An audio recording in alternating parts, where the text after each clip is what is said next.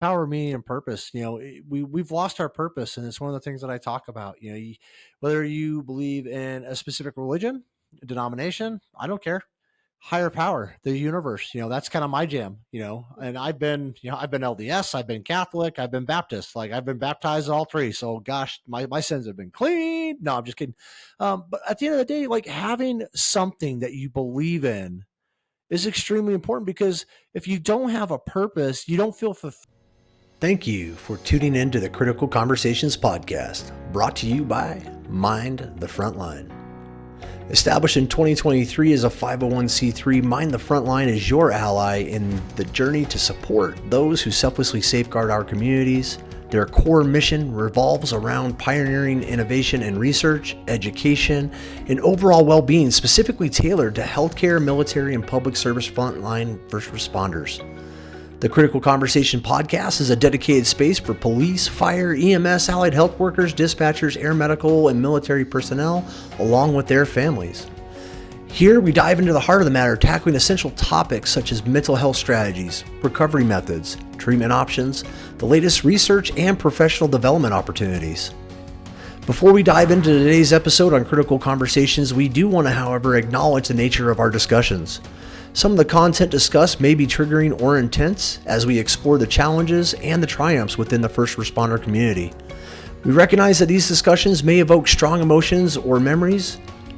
If you or someone you know is struggling and needs immediate support, we urge you to reach out to your agency's mental health resources or your local peer support group. In time of mental health crisis, you can always contact the National Suicide Prevention Lifeline by phone or via text at 988. Please remember you are never alone and help is always available. At Mind the Frontline, we are more than just a podcast. We are a community committed to fostering resilience within the entire first responder family. So whether you're on the front lines or supporting those who are, we invite you to subscribe, engage, and be a part of this vital mission. To learn more, please visit us at www.mindthefrontline.org. Now let's dive into today's critical conversation. Welcome back to Critical Conversations by Mind the Frontline, the podcast for first responders, listeners, and members of the Frontline community. In today's episode, we'll be discussing trauma-informed care for crisis intervention. Our guest speaker for this episode is the amazing Morgan Pickering. Morgan began her EMS career in Hall County in 2015 and later transitioned into the field of mental health in about 2019. She is currently a certified peer specialist and a certified peer counselor, mental health resiliency officer, and EMS crisis intervention officer. Her wealth of knowledge, her experience, and just her story are so inspiring. I can't wait to dive into this episode. Morgan will help us in our ongoing mission to foster resilience within the first responder community. Let's dive into today's episode and learn some valuable insights and key takeaways from our trauma-informed guest. Welcome, Morgan, to the Critical Care Podcast. I am very excited to be here. Thank you very much. So I'm very excited. Absolutely. Can you tell us a little bit about yourself? Yes. So I am a mental health specialist. I specialize specifically in traumatic studies, harm reduction, suicide prevention, and crisis intervention. And I'm very passionate about all of these particular topics, trauma specifically, because I am a cumulative trauma survivor.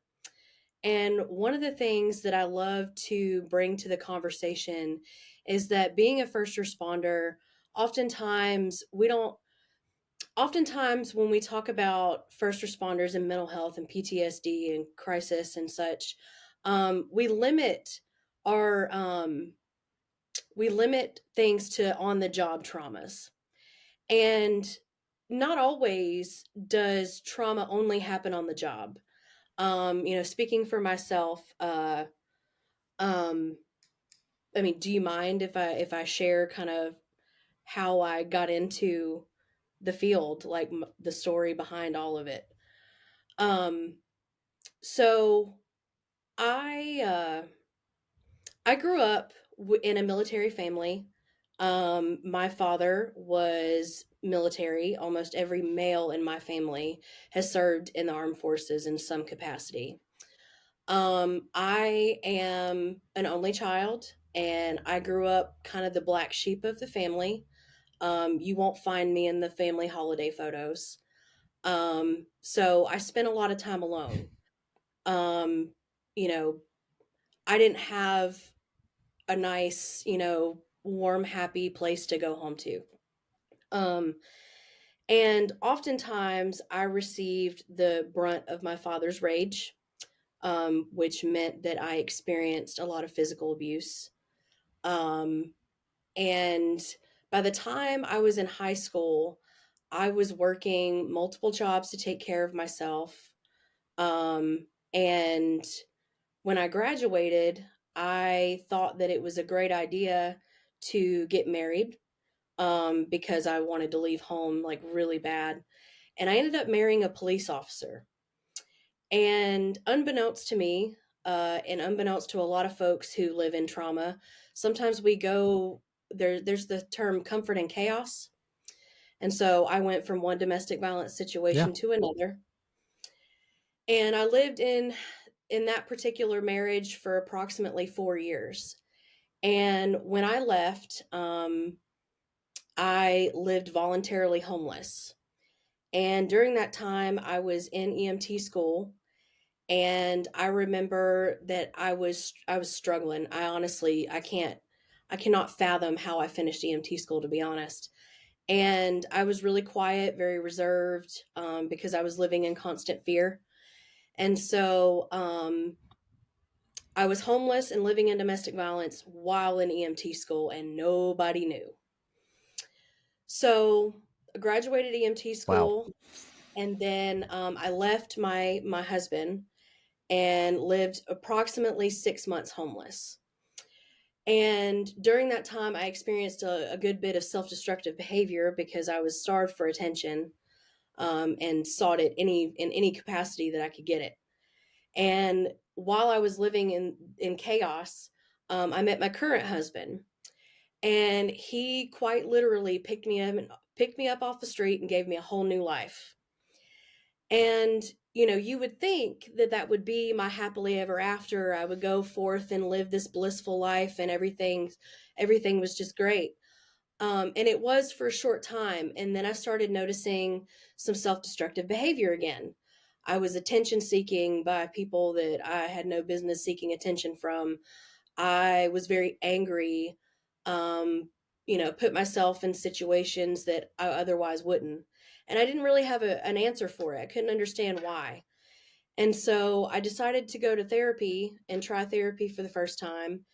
And it was then at the age of 26 that I learned that everything I had experienced was traumatic. I had no idea.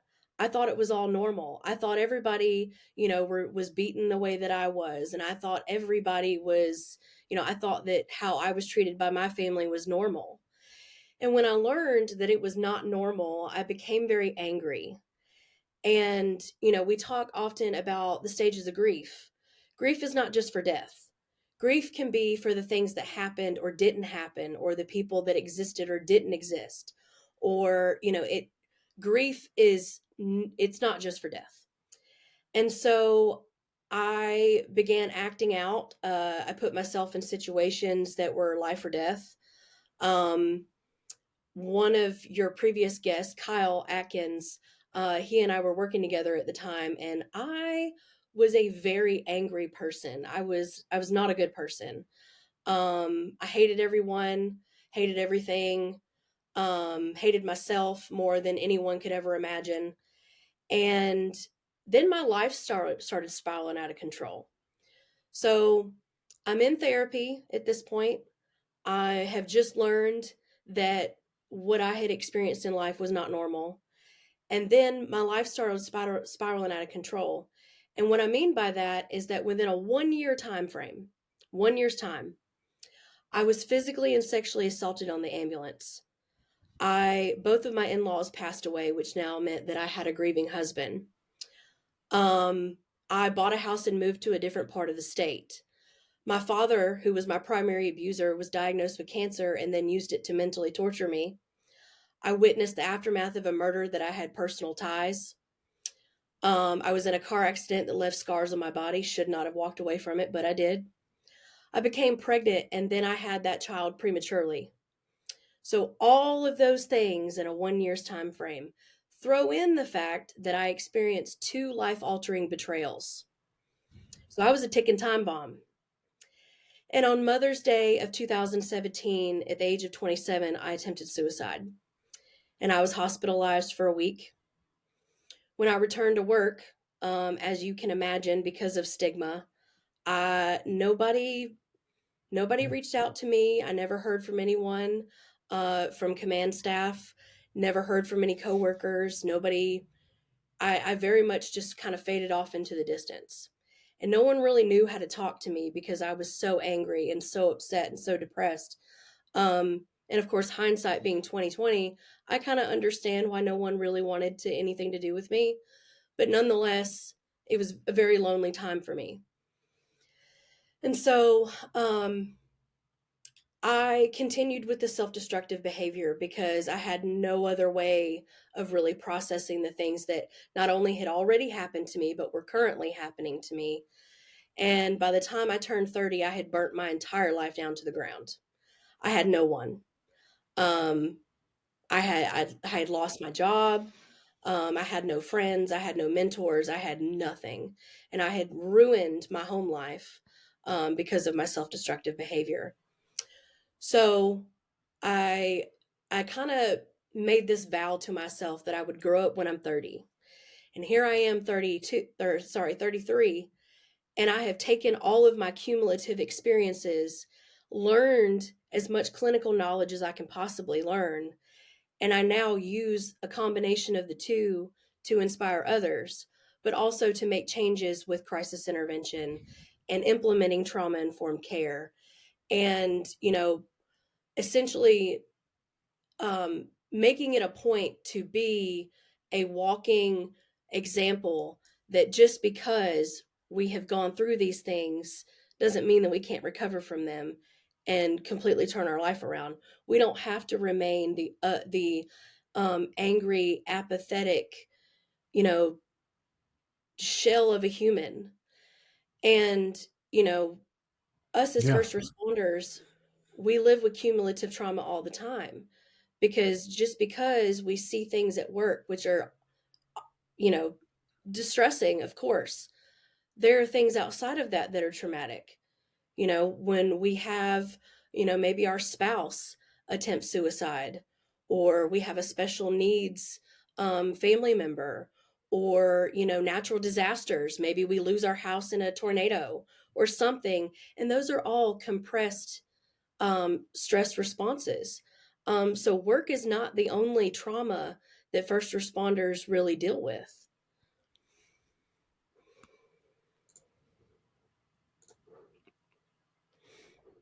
It's not, and that, wow, that is such a powerful, powerful story, Morgan. And thank you for sharing that and being so vulnerable and transparent. It, cumulative trauma is something that I think it's always a question I've had when you look at, or especially like me, when I look back, I look back and go, okay, well, I did have childhood trauma. I had unresolved childhood trauma that carried into a career full of more trauma. And I always wonder, when I look at people that may have gone through, they're 20, 30 years in, they're retiring. I'm like, and they seem chipper and happy and positive and upbeat. I'm like, man, what is the secret sauce? The Mhm. other conversation I had the other day with the doctor medic and Justin Hunter, we were kind of talking about it. And I don't know if the world's ready just yet for this kind of type of episode, but really looking at, should we be screening individuals that come into public safety and first responders to help them identify maybe some underlying trauma, knowing that by getting into this field, it is going to amplify that, and those self-destructive behaviors that I've experienced as an alcoholic. I would come home and be angry as well. I was angry at the world, like anybody, everything just set me off, And I think when you talk about trauma informed care, it's more rooted in the understanding of the prevalence and the impact of trauma on individuals and communities. And you're right, it can happen outside of, public safety. It could happen with just the loss of a home. It could be something that happened to him as a child or as a spouse. Those are all things that can continue to carry, or at least what I think is snowball what we see in the field, right? And I was talking to Cindy Jones with BITAP, and she was mentioning, about this, window of basically care, and we only have so much. We have I felt like when I got into the profession, I had a very narrow window. So if any stress, any cumulative things that came in after that was extremely just setting off and off putting. And some people don't have that when they get into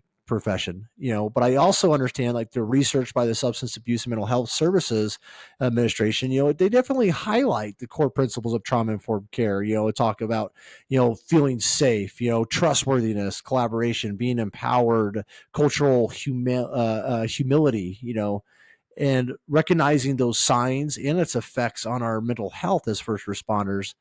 I mean, when you talk about trauma informed care, what does it mean to you, Morgan? What does that bring forth? What's that first thought? So, trauma informed care to me is a concept that when we're um, when we're interacting with folks, we are part of a lot of people's traumatic event. And that's something that I don't feel a lot of first responders really think about. We are part of their traumatic event. We are there Agreed. when they are having the brain go offline. Um, we are there when someone is hysterical. We are there when someone is getting the worst news of their life. And so, how we respond to folks in their own traumatic event has a ripple effect. We're the first people oftentimes that folks try to hug. We're the first folks that offer a simple touch in a traumatic event, depending on what it is. And we hold the power to impact that event for the good or the worse.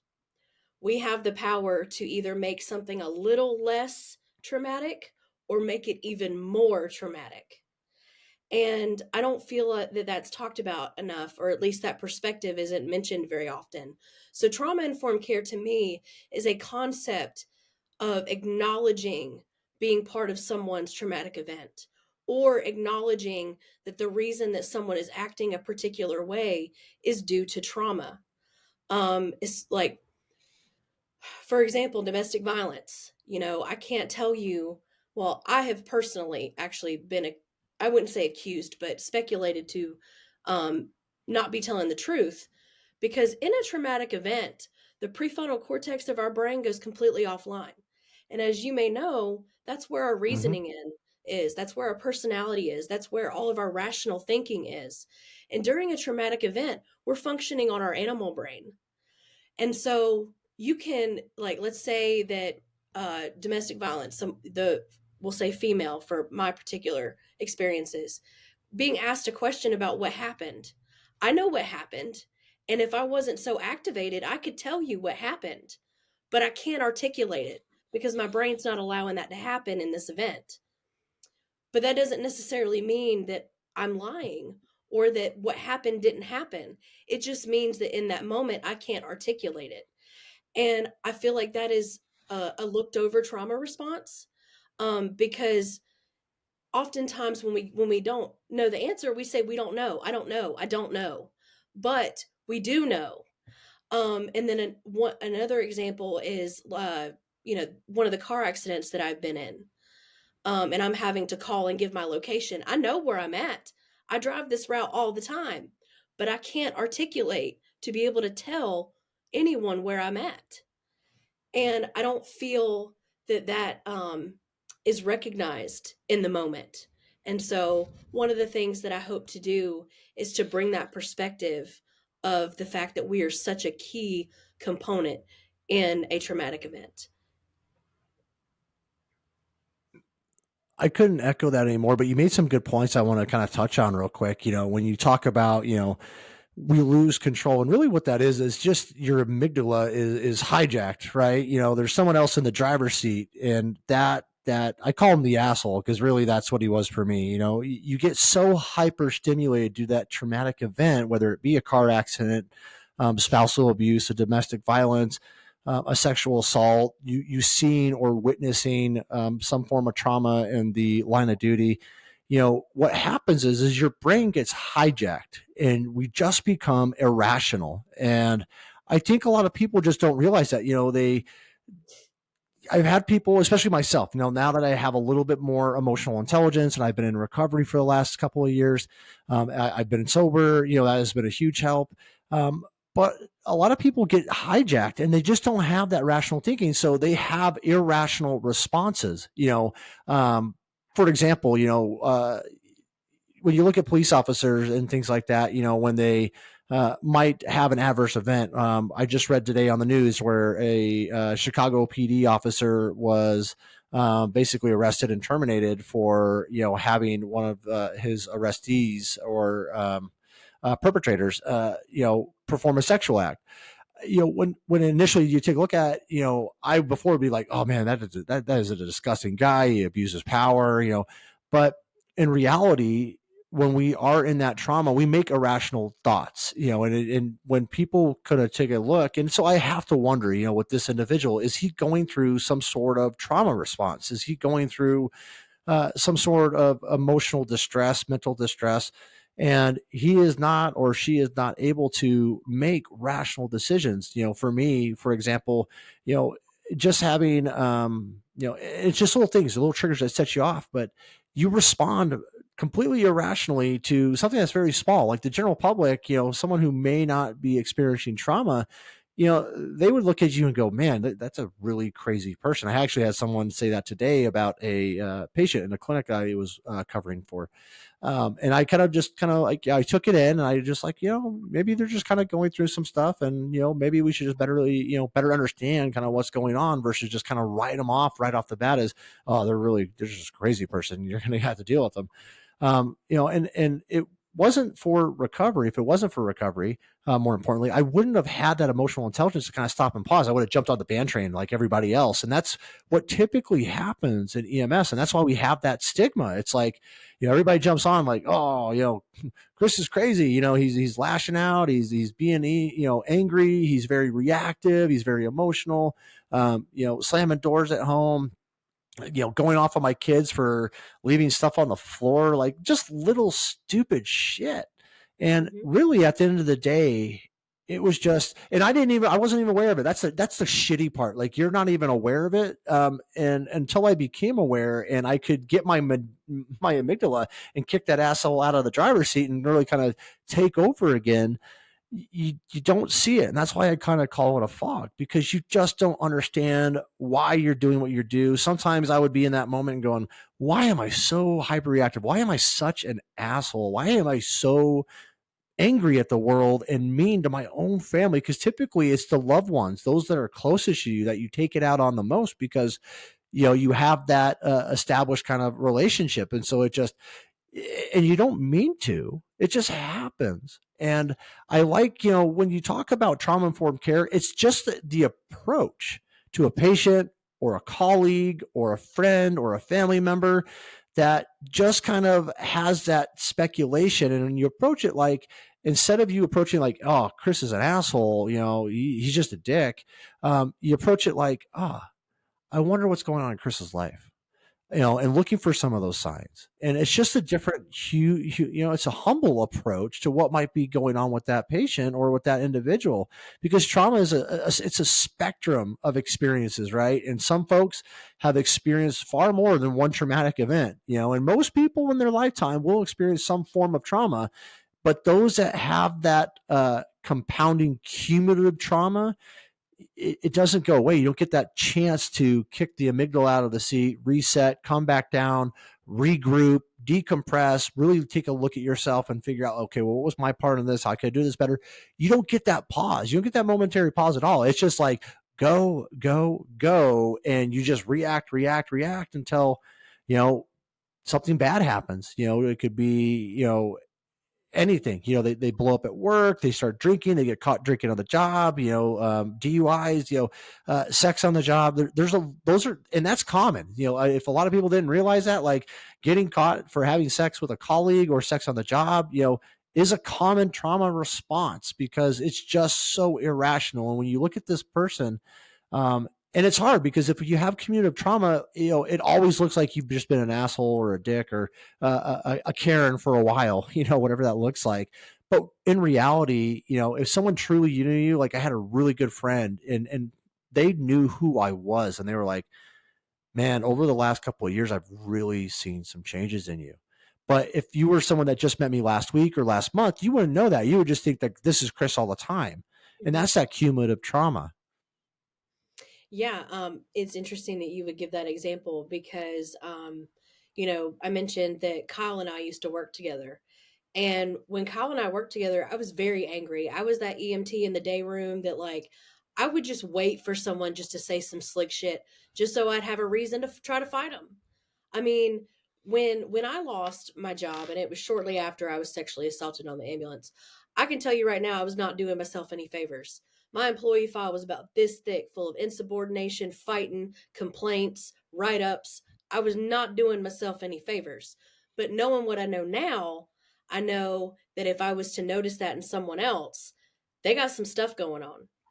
And that was the Yeah. folks that I worked with at the time, they really had no idea what to do with me. I didn't know what to do with me. And so I had a reputation of just being this angry, just a bitch.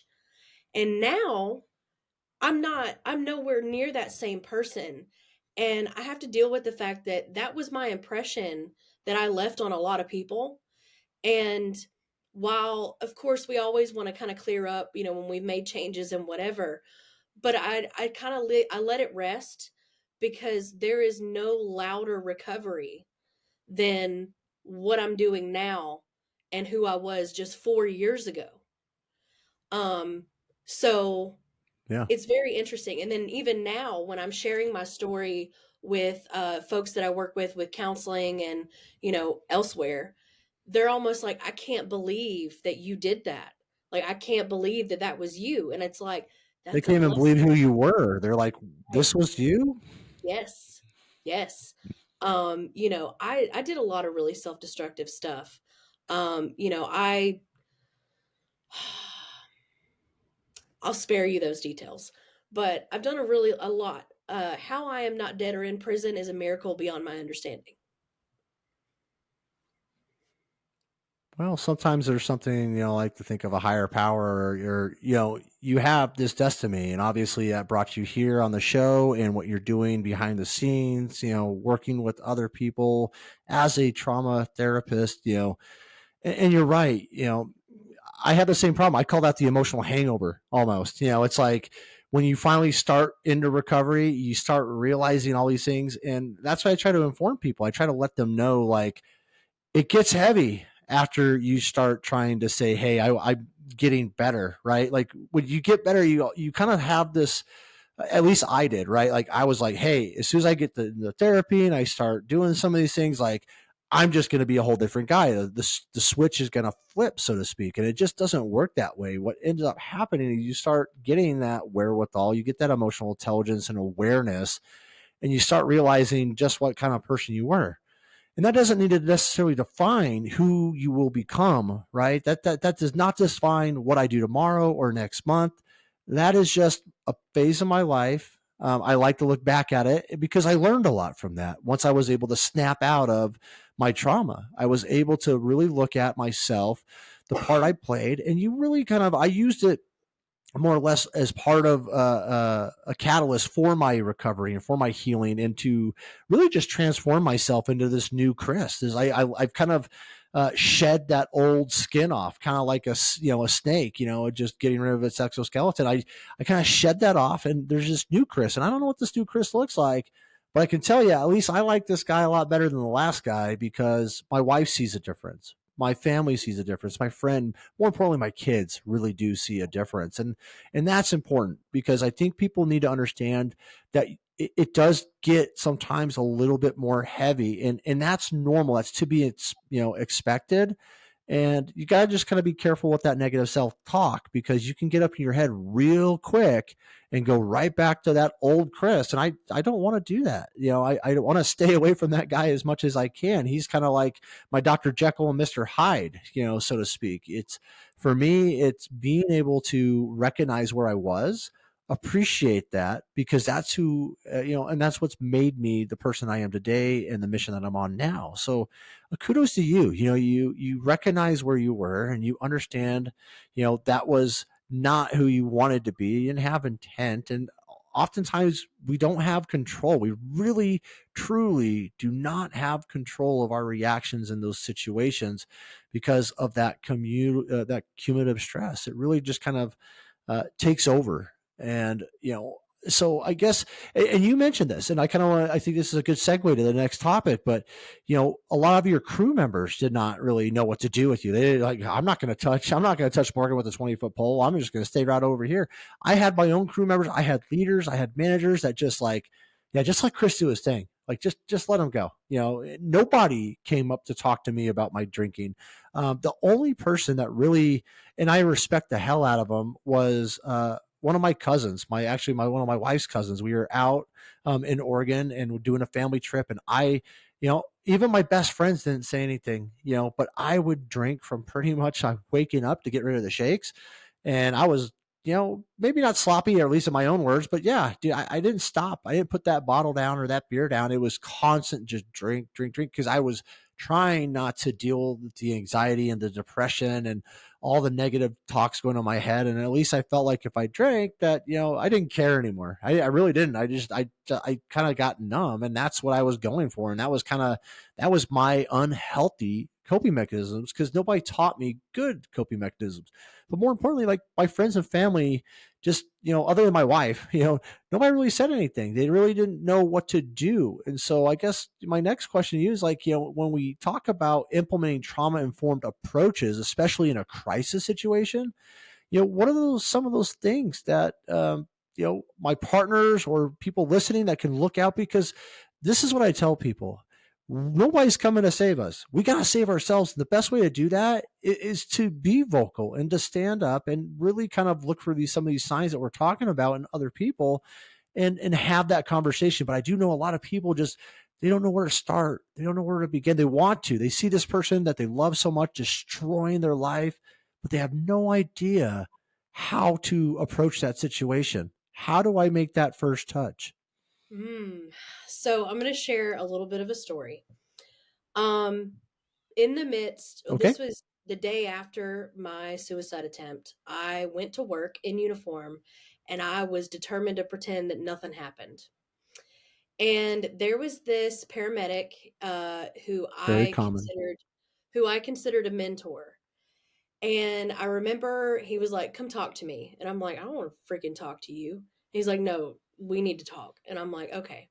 So he pulls me aside and he goes, "I really want you to talk to me and tell me what's going on." And I fought him. I was like, "You're going to go home tonight and my problems aren't going to keep you up at night. I'm going to be the one that goes home and cries myself to sleep. You're not going to think twice about any problems that I've got going on. So what the hell do you want?" And he just, didn't really know how to take that because I was very brutal. I just Yeah. assumed that no one gave a shit. And I remember that he looked at me, and he was a man of very few words. And he looked me in my face and he says, "I'm only going to tell you this once."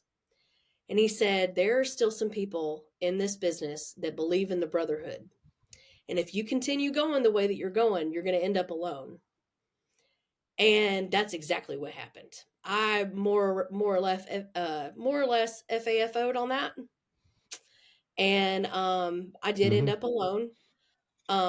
But I've never forgotten that person that I looked up to. I thought he was very wise, and he was a preceptor of mine while I was in EMT school, and he was one of the only preceptors I had that taught me without making me feel like an idiot, which was, an internal complex of mine anyway. But for him to sit there and just be like, "I'm only going to tell you this once. This brotherhood is still alive amongst several of us, and I'm one of them." And, extending an actual token of caring, giving a shit, because no one else did. I Hmm. mean, my whole command staff could. I mean, they had no clue what to do with me. And then, how do people approach, folks who are in crisis? And I feel like that was a really good example of one. Um, but also like recognizing that that coworker that we have that is just angry at the world, they hate everyone, they hate everything. Instead of being like, man, what is wrong with you? Man, what happened? How did we get here? What this is a series of Hmm. events. Where did this start? Um, and there's very high possibility that another person would be like, why am I going to sit here and talk to you? You don't care. You're going to go home tonight and you're not going to think twice about my problems. You're not going to fix anything. Um, but then also the power of presence. So, as a cumulative trauma survivor, and also as someone who is in pretty intense therapy and has been for quite some time, sometimes talking is not what I need. When we're down and out, our responsibilities pile up. And, I personally cannot stand when someone's like, oh, let me know if you just need to talk. I don't need to talk. I need someone to come do my dishes. I need someone to take my kids for a weekend. I need someone to help me with laundry. I need someone to run to the Hmm. grocery store for me because I'm drowning. I need someone to show up. And I went to a support group for my own personal well being last night, and I was amongst a lot of police officers, and they were talking about how they take care of one another. And like we can go on and on about command staff all day long. I'm not going to go down that rabbit hole, but they were talking about the things that they've done for each other when they were each suffering. And I'm sitting here thinking, that's not very common in EMS. You've got law enforcement and they're very much a brotherhood. And you've got the fire service, Yes, they are. sit down and eat together on a regular basis. But with EMS, we don't have that. It's a sink or swim out there. And so the power of presence and actually showing up, donating your time for more than just listening to someone's gossip, or let me just, because I'm nosy and I want to know what's going on with this person. Those of us who have experienced trauma and grew up in it, we can smell that on someone. We can smell awful intentions. You can And smell it so quick. oh yes. And so, that's my biggest thing, is like actually caring, not just wanting to know what the story is. And I mentioned going to a support group. I have lived as a hypocrite myself, even as a counselor. Going to support groups for my own personal well-being and not being the facilitator is still a new concept for me. I'm also a really big advocate for a warm line. So, we talk about social circles. I have a triangle, and I'm content with that. That's to be debated by folks, but I'm very content with my triangle. And so when I need to talk and someone in my triangle is not available, I use the warm line. And I'm sure you've heard about hotlines and crisis lines. Well, a warm line is not for crisis; it's a Hmm. preventative. I get on the warm line. I've been on the warm line at 3 o'clock in the morning, and they have had to talk me down from reverting back to my old ways for sure. But it's confidential, and it's something that I can use anytime I need it. And, I ain't got to worry about my business getting out to everybody to listen. Or I don't have to worry about being judged because someone can't relate to me. Um, I'm sure I'm assuming that you've heard of Copline. Yep, I have heard of Copline. They're one of our resources, on there. Yes. We also have mine. Frontline has its own. We call it a debrief hotline, where basically, it's another layer of anonymity. If they don't want to talk to their triangle or there's something else going on, and they just want to, hey, I don't want, and it's all preventative, right? Because what we're trying to encourage is that they don't need to necessarily take this on to the next call, back to the station, or more importantly, you don't have to take this home. Give us a call. We got 17 peer support responders. It's a 24/7 manned hotline with frontline first responders that are culturally competent and trained. And it's completely anonymous. People can just call and just blow off steam. And when Mhm. you talk about trauma informed approaches in crisis situations. I like some of the points that you made, and I want to give some people just general tips and tricks because I love giving them something to walk away from in these episodes. So, like you mentioned, there's standards. When we talk about like active listening, validation of emotions, providing a sense of control, mainly just providing a sense of safety. Right? Those are all kind of effective techniques. So, how do you approach someone that is like Morgan and they're like, hey, I ain't having none of that? First off, it might take more than one time. And you need to be aware of that. If you're reaching out to a friend, you're doing a buddy checks, you're really concerned about someone. I love how you do. I feel like if individuals approach it from a level of humility and caring versus like, hey, tell me your business, it's more like, I really care about you, Morgan. I really noticed that, you haven't been yourself. And I know that's not the Morgan that I know, and I just want to let you know, like, I'm here if you want to blow off some steam, if you just want to chat. Hey, let's go for a walk. Let's go for a hike. Hey, would it be possible? I know you got a lot going on in your life. Can I stop by and drop off some dinner tonight or tomorrow? Or what would be a good night? And I don't give them the option like to say no. I go, hey, what night can I drop off some food for you? Or, hey, we're going to go hiking on Saturday. And I try to get people outside. And that's why that's one of the things behind Mind the Front Line is the first responder experience. It's to get them outdoors where they can start movement, right? Because we do know that movement, walking, bilateral stimulation or BLS, like all of these things help to de-stimulate the amygdala and really bring it back down to the point where we can actually manage it. It brings it back into our window, but until we get out of that hyper arousal state and that trauma, that fight or flight, like alarms, I'm not safe, I'm not going to trust anybody, until we can get down here, it's like trying to talk to a 2-year-old and telling them what to do while they're crying. It ain't happening, folks. It just ain't. You're not getting through. So what you can do is continue to come in and approach it with love, approach it with kindness, and be gentle. Like that's the best thing you can do is just and let them know. And maybe it doesn't happen. Maybe you get that same response that Morgan gave on her mentor. But if you go back the next shift or the next day and check in again, send them another text. Hey, I just want to let you know I thought about you last night. I'm still here. It doesn't matter how mean you're going to get to me. You're just not going to break me. And I just want to let you know that I would really like to help you out. I just don't know how. So if it's doing the laundry, if it's cooking dinner, hey, you want to go have just a night off for yourself? Drop off your kids at 5 o'clock and we'll drop them off tomorrow morning. And that, and just whatever you feel comfortable with, obviously. But these are other tools that aren't commonly talked about. And I want to give you guys all that, all our viewers and listeners, just other tools to think outside the box, because it doesn't always have to be, hey, yeah, tell me your story. Hey, my phone's always on. And that was something, and I still say this, I really do. My phone's always on, but in the moment, sometimes they don't give a shit about that. They're like, I don't care if your phone's on. Your phone ain't going to fix my problem. Your phone ain't going to take away my nightmares or my flashbacks. Your phone ain't going to give me money. It's like, okay, but do what you can do. Hey, let's go bowling. Let's go, let's go to a concert. Let's go do an event. There's so much going on, and it doesn't have to cost money. It's just getting outside and providing and really letting that person know that A, you are genuine and you do care.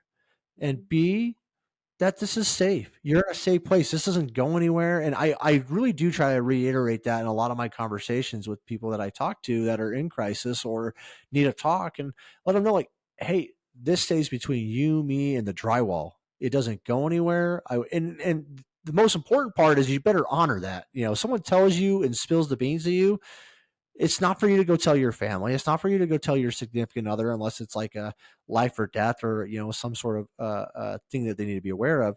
And it's definitely not for you to go take it back to the water cooler at the station or at the department or anything like that and share. It is not. You break anonymity, that's a good way to just say, hey, why don't I just put that final nail in your coffin?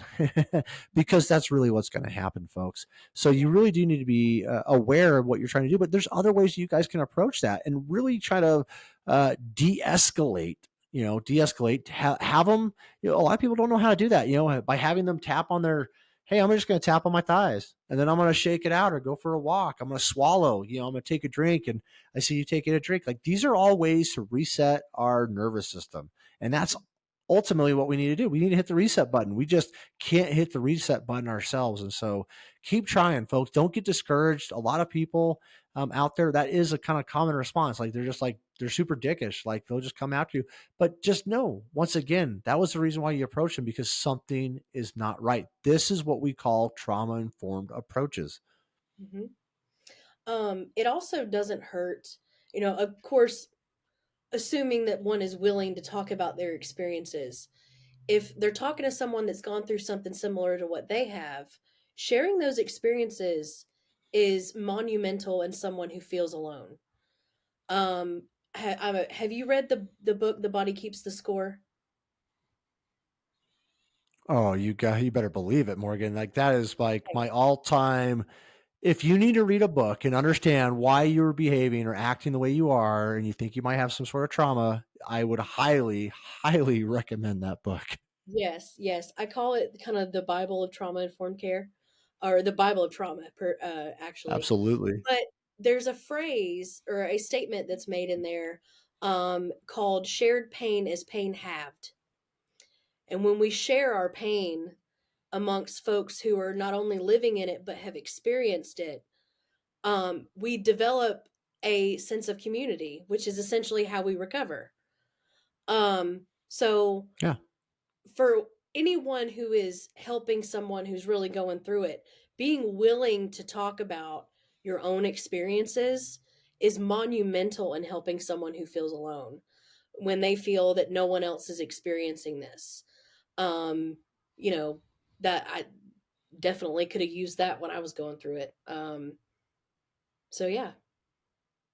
And I understand that, and that's why we do these episodes, Morgan. We really do have some transparent conversations, and I don't shy away from anything. I think a lot of people, if you've listened or to any of the podcasts that I've done here at Critical Conversations or other podcasts, like I recently did one with Sam Brawley and the 911 nonsense, and I shared more in that episode than I ever had, at least publicly before. And there's a lot of stuff in there that a lot of people are going to be kind of shocked on. So if you haven't, go check out that episode and listen to it if you really want to understand my true story. But it is important. It's important to tell people now, while I may not be in the shit with you right now, right? I am not having those pains, those feelings, that overwhelming sense of depression or anxiety or fear or whatever is going on. I have sat in it before, and it's not comfortable. And hey, this is my story. I tried to kill myself twice, and I was an alcoholic, and I had a short temper. I was not a great human. I don't think I was a great dad, a great person, a friend, a coworker. um, and yeah, that's okay. And that's where the emotional kind of hangover comes from, because when you start getting better, you're like, oh man, you just see all the damage you left behind, because we did. But I've Mhm. accepted that with grace, right? And you could either choose to go back to the fog, I call it, or back in this fire and hide in the smoke, or you can continue to go forward and have someone that has been in that fire with you before or down in that pit help you and guide you. And I do think that sharing your story and sharing stories of others really does make an impact, because people can realize, like, okay, because one of the biggest things that they ask themselves is like, is this normal? Am I alone? Like, because that's where a lot of people think, like, oh, this only happens to me. Like, because that's what your brain tells you. Your other amygdala kind of kicks in, and he's like, yeah, yeah, this is all you, man. Like, everybody's out to get you, and really, you're not alone. So when we say, hey, it's okay to not be okay, it's also to remember, like, you're never alone. Whether you think you are, whether you think this is the only, this is only happening to you, I can 100% assure you, being and doing what I've been doing for the last few years with Mind the Front Line, that it couldn't be further for the truth. And it's also the inspiration that one of our volunteers came up with, Nick Carson. He came up with this book project that we're trying to do, because what we're trying to do is have people tell their story. One, it's very therapeutic to get your story out, whether it's video, audio, recording, writing, typing, whatever that is. But we're hoping to capture stories of different first responders through different, adverse events and traumatic events, whether it be marriage, substance abuse, suicide, attempted suicide, but also, their story of resilience. How did they get through this? Because at the bottom of each section is going to be what what Nick calls, I'm not going to take it from, hey, what was your Batman tool belt? What were the resources, like the books that, the bike keeps scored? What were the things that pulled you out or that you used? And then what we're going to do is we're going to have a mental health professional kind of do a chapter summary. And, I really do hope it's going to be beneficial for a lot of people. We got the Craig Hanley on board with he was part of the broken Beyond EMS broken project. I can't remember the exact title, but he's going to be helping us out a little bit too with some of the graphics and some of the photos. But this is why we do it. When I listen to someone else's story and I realize like where they were, and I start seeing some of that in myself, I'm like, oh shit, like there goes the red flags. Like, oh man, maybe this is me too. Then you could become aware, and awareness is half the battle, because it allows me to kind of, okay, well now I'm armed with awareness. Now it's just getting those tools to go forward and really start practicing recovery. And it's a practice. It's something like you mentioned, I have to do every day. It's not something I try to skip. I don't let it kind of fall off, just like going to the gym. Like, I got to take care of my brain first before I can do anything else. Because if I don't take care of my brain, doesn't matter how much physical fitness I have. It doesn't how much sleep I get, diet, how much of a great guy I might think I am. Um, it's not going to take care of myself. So looking at resilience and supporting resilience in first responders, what are some of the things that you would recommend? How can I support the resilience of someone that is in the pit right now, or they're feeling like they're on fire and they just don't know how to get out of it?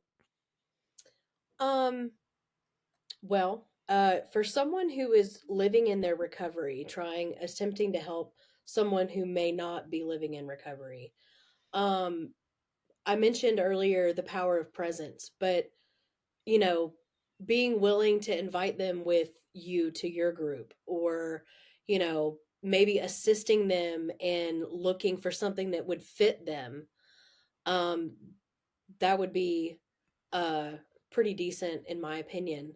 Um, yeah, I mean the power of presence, it goes a long way. The other thing that I would like to Just mention, showing up. yeah, just showing up. But when we talk about mental health crisis and, PTSD or even depression, anxiety, or, maybe even bipolar disorder, here in Georgia, we just recently passed a piece of legislation. It's House Bill 752, and it is the Advanced Psychiatric Directives. And one thing that is very monumental about this particular document is that this gives the person experiencing crisis so much more control and autonomy over their experiences.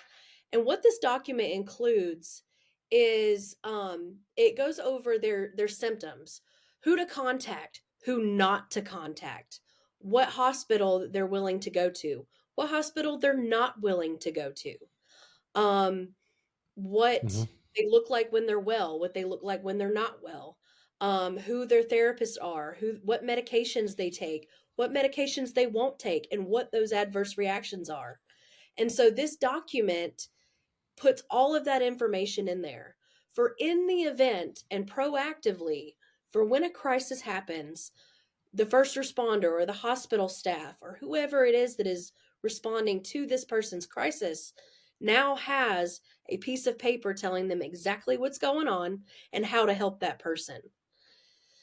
I find it to be just absolutely monumental. I give a copy to damn near everybody, honestly, especially those that I see for mental health counseling, um, because when you're I don't want to say when you're necessarily when you're well, especially when there's a possibility of a crisis happening, but when someone is able to use the prefrontal cortex and their rational brain to be able to advocate for themselves, goes a long, long way.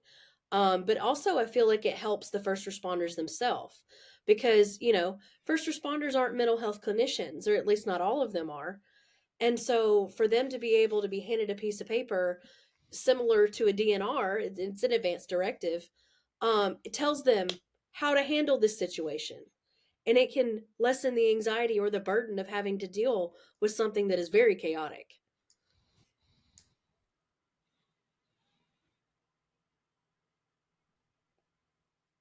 I think it takes away some of the challenges, right? Because it's like a pre-plan.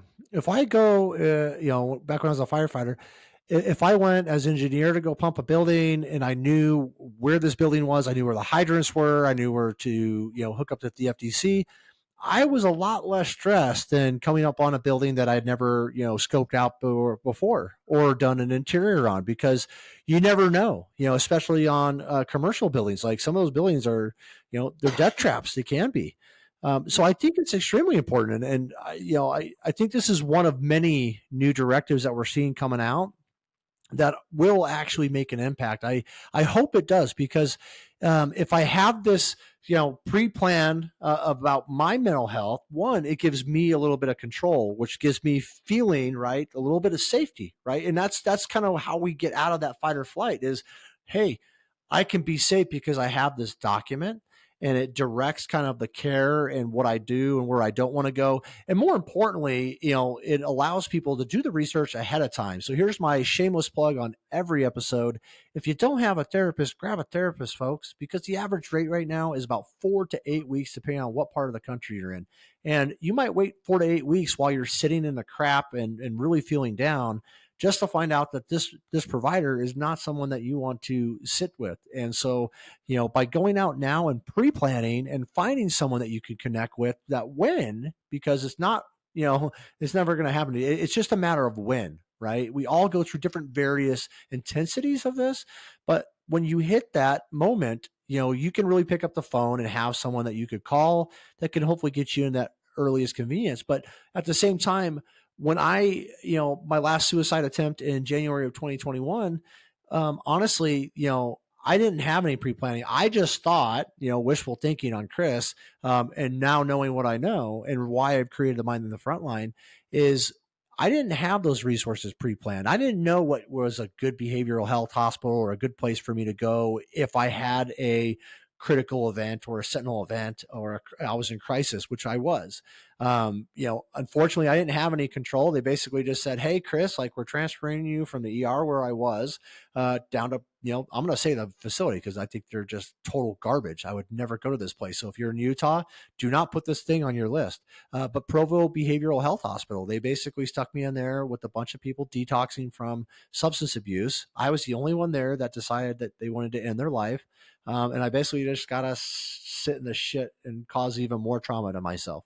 But having that pre-planned document, having that ability to go, hey, I've looked and done some research, I've asked around maybe a little bit, and it's also why we created Mind the Front Lines, state by state resources. Like, we want to crowdsource. So if you're listening to this, if you have a trauma a facility or a behavioral health hospital or a therapist, I highly invite you to go over to our website and click on the resource tab and submit that resource. What we are trying to do is create an online catalog that is for every state or national, national resources as well. That's where we have Copline.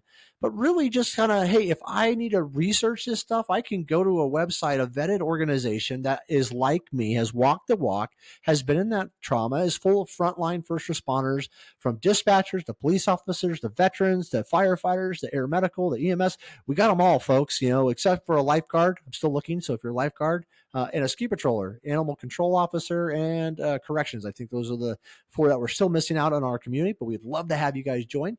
But essentially, like, being able to look up those resources ahead of time and having a pre-plan, because when you get into crisis, like you said, sometimes, like your accident, for example, like you get an accident, like, exactly where you are. You just can't articulate that. You just can't formulate the words to tell people. But if I could just go like, here's this document, it does help. And I love that they're taking lead on that. And I just, I would love to see the numbers and kind of the research behind it to see and track the program overall, because maybe it's something we need to be rolling out and making it, take it to a national level, and making sure that every frontline first responder is required. Just like I got to fill out my W-2, I'm required to fill out this document, because it does kind of force them to start looking at themselves. A, where am I at? Kind of checking in.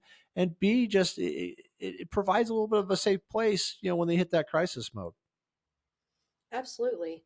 Um, One last thing that I want to give as far as perspective, and I'm not saying that it's an absolute. I don't like to talk in absolutes. But I know that a lot of departments in fire and EMS, but also police, is chaplains. Chaplains usually come in when someone may be experiencing crisis.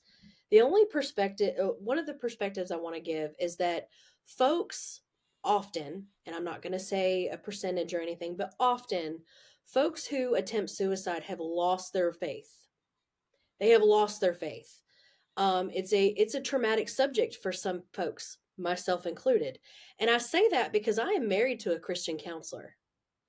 And he has walked with me, alongside me, through some, church hurt, or, Bible trauma, or those kinds of things. And while I love that that option is available in most agencies, it's something to take into perspective if someone is in crisis.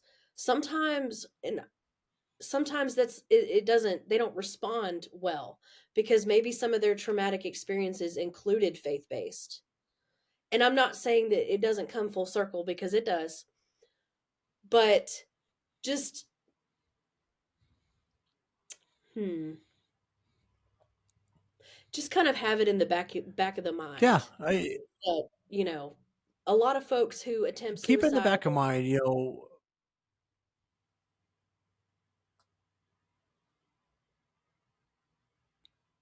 I think if you keep it in the back of your mind, Morgan, and you're right, a lot of the people have kind of lost their way. They've lost their purpose. And we just did a great episode 6. If you haven't checked it out, folks, go check it out. But the power of meaning and purpose, we've lost our purpose. And it's one of the things that I talk about.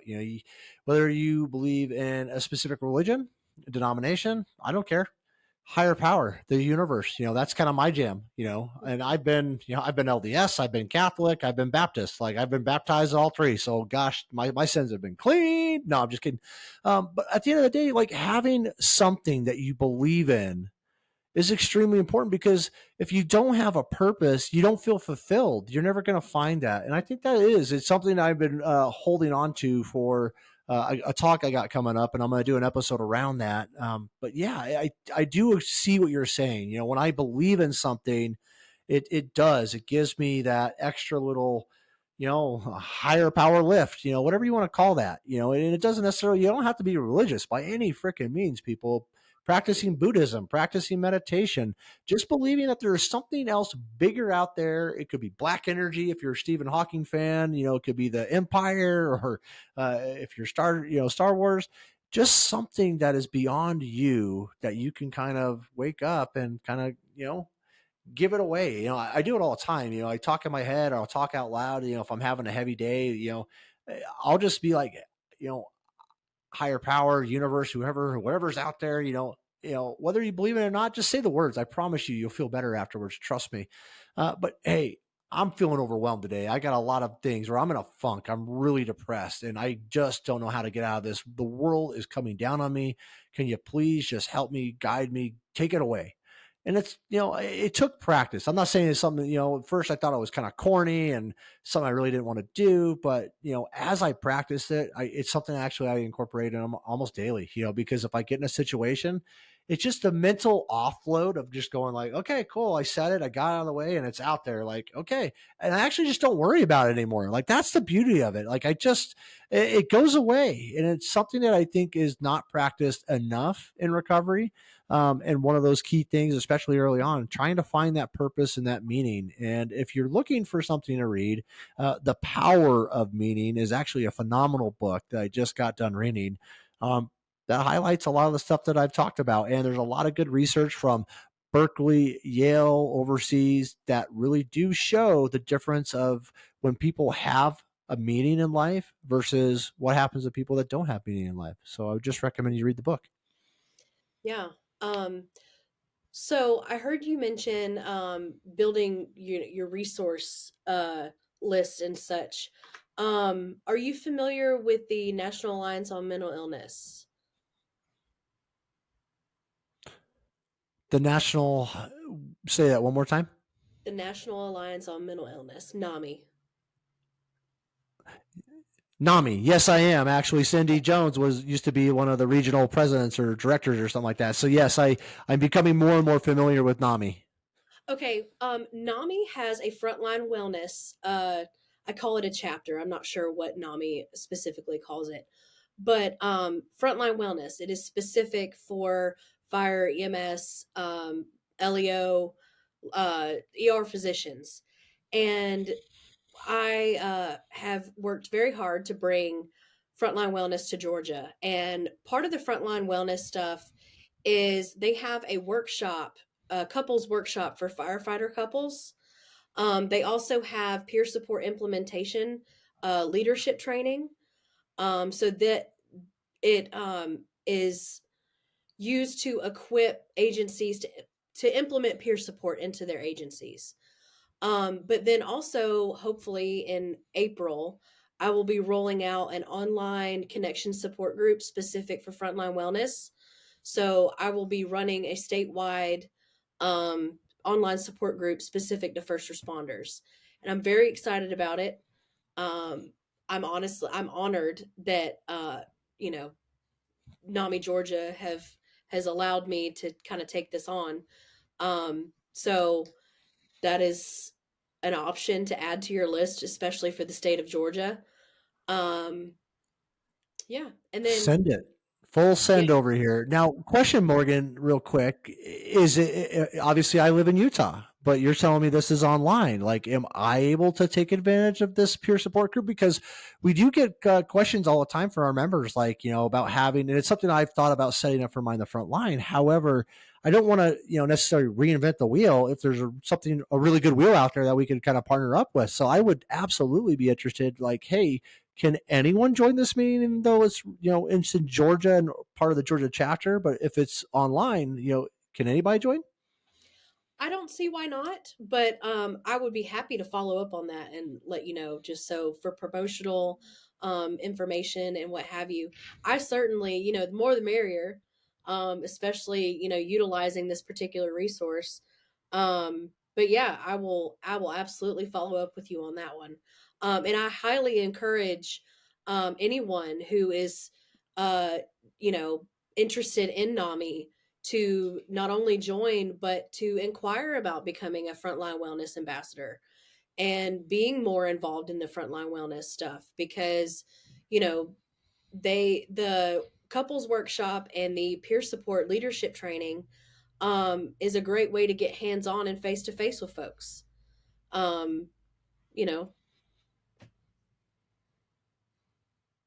No, I like it. I'm definitely going to look into it and reach out to them, because now I've done 2 episodes back to back with some NAMI members, and it's just something that I like to collaborate and see if there's ways to partner up with awesome organizations doing great things. Because I think as long as we can make that net wider and we all do something really well, why not? Why not? Do they offer the online program in any other states that you're aware of, the online support group, by chance? yes, the connection support group should be available in every state through the whole country. NAMI is nationwide. um I think the bare minimum is just seeking out your state's affiliate, and there should be a calendar posted on the NAMI, like whatever your state is on the NAMI website, with dates and times of both not only online but in person meetings as well. Awesome. So online and in person. I love it. Uh, that seems like a great resource. So I can't wait to look more into it and get some of that information from you and how we can share that. And absolutely for those Mind the Frontline members and just community members in Georgia, to try to add that to our Georgia state list. So, but I do want to kind of bring the show to a little bit of a close. But before we go, there's 2 more topics like I want to kind of address. I want to address addressing secondary traumatic stress. When we talk about secondary traumatic stress, also known as compassion fatigue, because Compassion fatigue could happen to you, but also like I recognize compassion fatigue in my wife as she struggled with her alcoholic, traumatic husband and first responder over the many years. It does become something that is regular. I think it's something that doesn't have a lot of love or get a lot of attention. And I do have an episode coming up just on secondary traumatic stress, but I do know that like when you have first responders that regularly witness these traumatic, events like we talk about, we look at those secondary traumatic stresses among personnel, and that could be your partner, that could be leadership, that could be your family, your friends. Uh, what are your thoughts about just secondary traumatic stress? How can I how do I know if I might be experiencing it, and B, what are some good ways to maybe navigate that? Prioritizing debriefing is a big one. Prioritizing talking after a critical incident, or even follow-ups. Um, I strongly believe that debriefings are crucial in how we absorb secondary trauma. Um, Being able to debrief from something and be able to, I mean, it goes down to neurological. When we have a debrief after a critical Yeah. incident, we're able to reset our nervous system. Then we can go home because we've debriefed. We can go home and not be the asshole parent. We can go home and be able to articulate to our spouse what happened. And those I feel are And how we're feeling. monumental because it is so deep rooted in the benefits of being able to do a proper debrief. But not only that, but agencies supporting post critical incident seminars. We have those here in Georgia. They are Yeah. offered through the Department of Public Safety, and they host retreats. Like it's either bi-yearly or quarterly. Having agency support to going to one of those is monumental because not only are you providing a type of resource for this particular person, but you're extending a token of caring, retention. That is big in retention. When people actually feel like their command staff gives a shit, they're going to stay and they're going to improve their profession. um, and it helps resiliency, being able to bounce back. It's inevitable that when we do this job, we're going to experience traumatic events. We're going to experience adverse events. We're going to have those moments. But when are supported and we have a healthy support, in the process of dealing with these things, we're able to bounce back quicker. I'm not saying that it's the end all be all, and just because you go to a post critical incident seminar or just because you do a debriefing that it's not going to still mess with somebody, but the impact is lesser. I couldn't agree more. I would even go so far as for me, I always, as the leader, and a business owner and a CEO, I firmly believe that culture is king, and by setting a good, healthy, safe culture, um, it just organically kind of comes together. It's when we have these toxic cultures where once again I don't feel safe, I don't feel supported. I've shown the statistics in some of my talks where when you have someone like that, the likelihood of them leaving or committing suicide is very, very high. And it's just because that toxic culture can, it doesn't give you that opportunity to once again have that momentary pause, take that deep breath. And when you do, there's someone there right there in a toxic culture to push your head right back underneath the water. And there's only so many times that you could waterboard somebody before they just give up. And so I do think it's correct. And I love how you kind of put it. And it's why we do retreats. It's why we have the debrief hotline, 866 mind 24/7. If you guys want to debrief and not take this home, we have a retreat coming up in August up in Bozeman, Montana, along the Johnson River.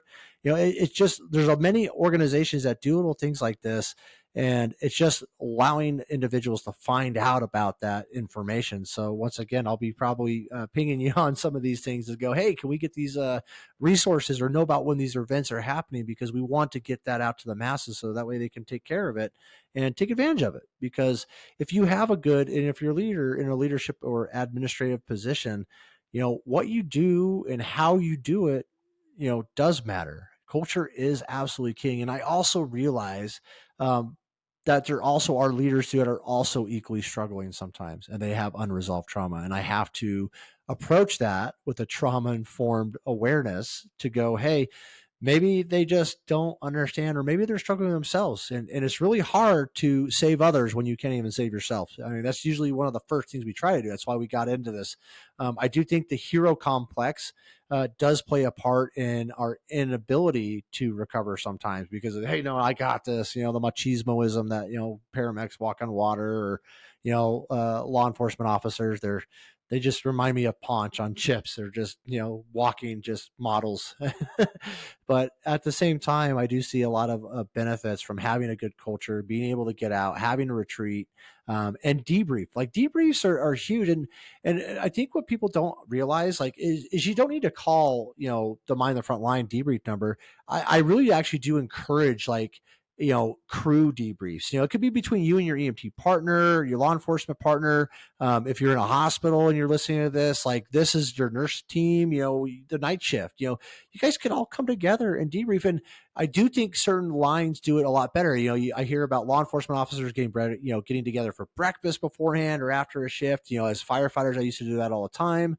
Um, and that allows you to kind of blow some of this stuff off and not take it home. And what people don't realize is, by doing these little things at the crew level, it builds that cohesiveness and that culture and that community, that sense of belonging. Because I will tell you, one of the other statistics I talk about is, if you don't feel like you belong a part of your tribe, man, once again, those numbers statistically, and I don't have them off the top of my head, but I do know it's well over 100% as far as burnout and leaving the industry or leaving the position.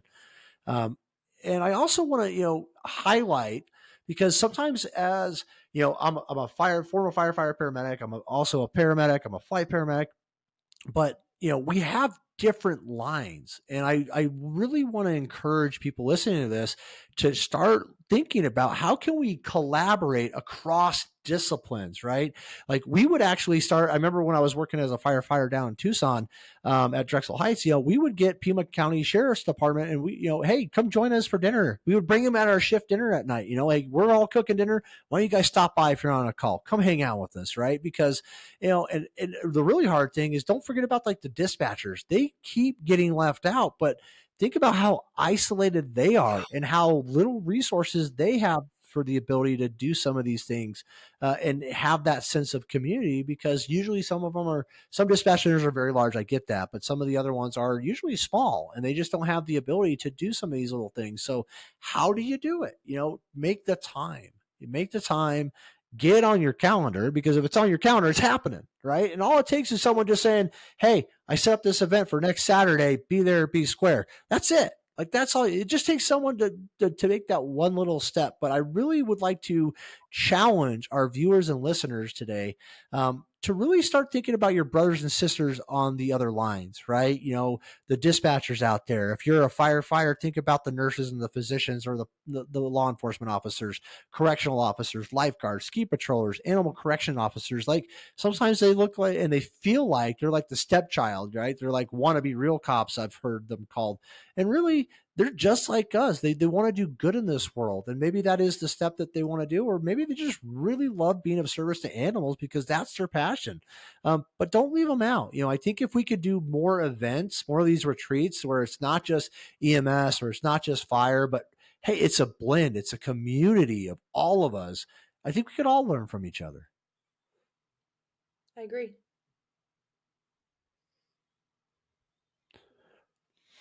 Well, Morgan, this has been a great, insightful conversation. Is there anything else, any other thoughts you have that you want to make sure that we cover before we wrap up today's show?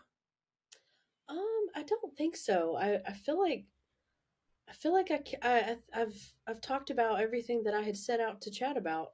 I really appreciate being able to kind of share my story, and how it's, kind of the foundation all the things that I do, and clinical knowledge and all that fun stuff. So I feel like my story kind of brings my interest alive a little bit. Well, it also shows people where you are now does not need to necessarily define where you're going, you know. And you're a walking, talking example of that, Morgan. Like what you've been through would break so many people, but you have found that resiliency day in and day out, that 1%, that putting my foot in front of the other, and you have done a phenomenal job. And not only that, you're paying it forward.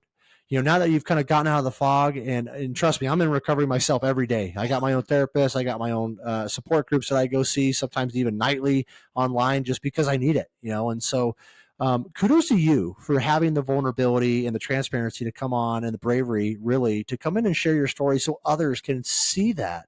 Because who knows, you might be inspiring the next person, A, get help, or B, to seek out and maybe become a trauma, informed therapist. Because I'll tell you, what we do need, and after talking with like Dan Cohen with Montgomery County EMS and the hospital district down there, when we were talking about peer support, is we really do need more first responder therapists that have walked the line on the other side of the fence to talk to. Because that's honestly, cultural competency. I can't stress enough, and there just isn't enough of us to go around, unfortunately, right now. And so, if you're looking for something to do, and you're towards the end of your career, or you're looking for a shift, I highly encourage you to maybe look into therapist, and being a professional guidance counselor, or a social worker, something like that, to be on the other side to continue to help the brothers and sisters that are in the fire or in the pit, or wherever they might be. And if you are listening to this and you are struggling, I highly encourage that you reach out to somebody. Saying help, there's no greater honorability or nobility, in my personal opinion, than saying I need help. It's also the hardest thing to do.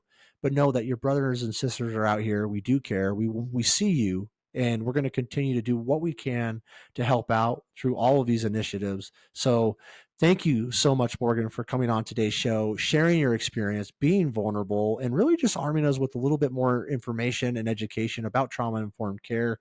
I would definitely like to express my sincere gratitude.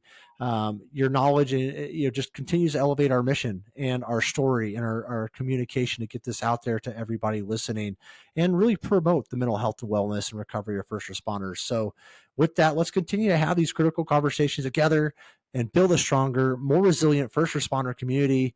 Thank you so much for being a part of Critical Conversations by Mind the Frontline. Until next time, take care, stay strong, and mind the front line. To our dedicated listeners, thank you again for joining us on this critical journey. Remember, the Critical Conversations podcast is a steadfast resource for police, fire, EMS, allied healthcare workers, dispatchers, air medical, and military personnel, along with their families. Your support makes the impact of these conversations resonate even further. If you found today's discussion enlightening and want to stay connected with our ongoing mission, please be sure to subscribe to the Critical Conversations podcast. You can find us via Spotify, Apple Podcasts, YouTube, and the Mind the Frontline website. Your subscription ensures that you will never miss an episode, and it's a powerful way to show your commitment to fostering resilience within the entire first responder community. For more information and additional resources, visit our website at www.mindthefrontline.org. Together, let's continue these critical conversations and build a stronger, more resilient first responder family. We thank you for being a part of the Critical Conversations podcast. Until next time, take care, stay strong, and mind the front line.